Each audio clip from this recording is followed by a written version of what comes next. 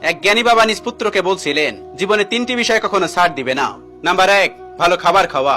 Number 2, ভালো বিছানায় ঘুমানো। নাম্বার 3, ভালো ঘরে বসবাস করা।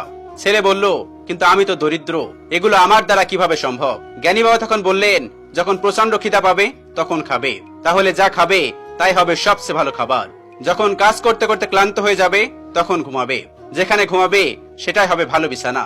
যখন মানুষের সাথে মিশবে তখন সদাচরণ করবে, তাদের অন্তর জয় করে সেখানে বসবাস করবে, সেটাই হবে তোমার জন্য সবচেয়ে ভালো ঘর আর ভালো ঠিকানা। পরিবার কতটা বড়লোক বা গরিব সেটা বড় কথা নয়, পরিবার কতটা সুখী সেটাই বড় কথা। নদীর তীর ভাঙনের আগে ফাটল ধরে, ফাটল দেখেই সরে যাওয়া বুদ্ধিমানের কাজ, কারণ ফাটল দেখে সরে গেলে অনেক কিছু বেঁচে যায়। তেমনি কোন সম্পর্ক ভেঙে যাওয়ার আগে ফাটল দেখা দিলে সরে যাওয়াই বুদ্ধিমানের কাজ বা সরে যাওয়াই ভালো। যারা তোমার ভালো দেখতে পারবে না তারা তোমার দোষ খোঁজাখুঁজি করবেই, তোমার হাসিতে দোষ, কথায় দোষ, কথা না বললে দোষ, ইত্যাদি ইত্যাদি বিষয়ে দোষ ধরতে